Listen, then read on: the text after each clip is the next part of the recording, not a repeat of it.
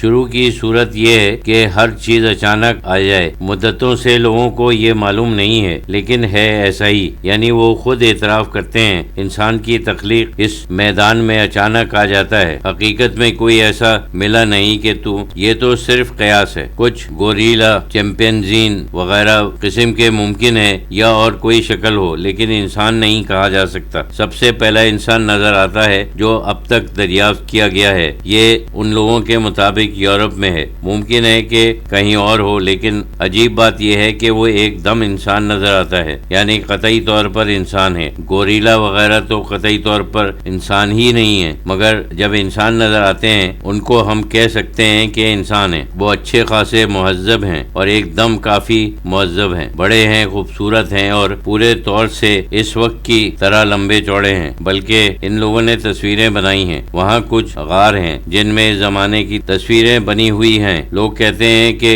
بہت عمدہ تصویریں ہیں جو اب بھی موجود ہیں. یہ تصویریں مٹی نہیں، غاروں کے اندر ہیں، اور کچھ ہوا ایسی ہے کہ وہ خراب نہیں ہوئی ہیں، گلی نہیں. اس میں جو پینٹ استعمال کیا ہے وہ بھی ابھی تک موجود ہے. لوگ جا کر دیکھ سکتے ہیں. اس میں جانوروں اور انسانوں کی تصویریں ہیں، شکار کی ہیں. وہ اور جانوروں کو دیکھتے ہیں، بہت عمدگی سے دکھاتے ہیں. اور ایک بات یہ ہے کہ اس زمانے میں اپنے مردوں کو نہ صرف دفن کرتے تھے بلکہ ان کے اوپر کچھ حفاظتی پتھر وغیرہ رکھتے تھے. مطلب یہ ہے کہ جو بنیادی چیزیں ہیں، دفن کرنا یا مردے کا احترام کرنا اور کسی قسم کے آلات اور ہتھیار وغیرہ اس زمانے کی ایجاد کیے ہوئے ہیں. اور پینٹنگز تو خیر ہے، یہ تو بہت آگے کی چیز ہے، وہ ایک دم سے نظر آتی ہے. یعنی یہ نہیں کہ کوئی ابتدائی چیز ہو، یہ صرف قیاس کرتے ہیں. ہم لوگوں پر اپنے نظریات ثابت کرنے کے لیے سمجھاتے ہیں کہ ایسا ہوا ہوگا، لیکن ایسی کوئی شہادت نہیں ہے. شہادت تو یہی ہے کہ انسان ایک دم نظر آتا ہے اور اچھا خاصا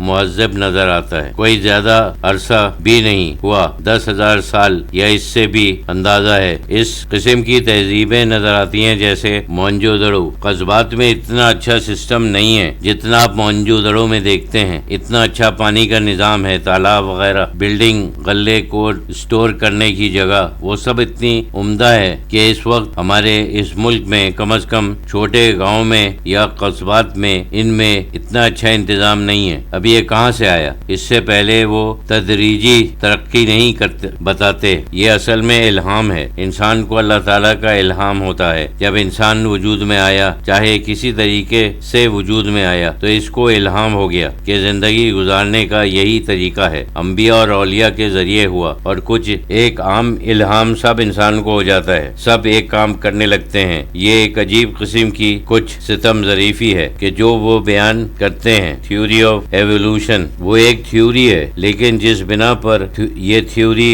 بناتے، یعنی جس دنیا پر مختلف شہادتیں ہیں، اگر آپ غیر جانبداری سے دیکھیں تو وہ زیادہ تر وہی ثابت کرتے ہیں جو قرآن میں ہے. یعنی ان کے نظریے کی تھیوری بھی اس کو ثابت کرتی ہے. ایک تو یہ کہ جو کچھ ترقی ہوتی ہے وہ ایک دم سے ہوتی ہے، وہ آہستہ آہستہ نہیں ہوتی. ایک دم سے نئی نئی چیزیں نظر آتی ہیں اور غائب بھی ہو جاتی ہیں. جب کوئی نیا جانور نظر آتا ہے، یہ ایک دم سے نظر آتا ہے، اور وہ بھی مکمل طریقے سے. یہ نہیں کہ کچھ معمولی طریقے سے یا کچھ نیم مکمل طریقے سے نہیں، جو کچھ ہے وہ ایک دم نظر آتا ہے. اسی طریقے سے انسان کی تہذیبیں تھیں، تو اس سے یہی ثابت ہوتا ہے کہ کوئی ایسی طاقت ہے جو دنیا کو ایک دم سے ترقی دے سکتی ہے. یہ نہیں کہ آہستہ کوئی عمل ہوگا، باہر سے کوئی ایسا جو ایک دم سے بدل دیتا ہے. فورس ہے، ایک دم سے بدل دیتا ہے. اسی طریقے سے قرآن شریف اور باقی جو مذاہب ہیں یہی ہے کہ اللہ تعالیٰ نے شروع سے انبیاء کو بھیجا جو تعلیم دیتے تھے، مذہبی، روحانی اور اخلاقی اور کچھ سماجی قسم کی. ہر قوم میں، چاہے وہ کسی جنگل میں کیوں نہ ہو، ان کے پاس باقاعدہ ایک کوڈ ہے، ان کے پاس اخلاق ہے، دستور ہے، چاہے وہ کتنا ہی سادگی اور ابتدائی قسم کی ہو، لیکن ہے ضرور. اگر اس کو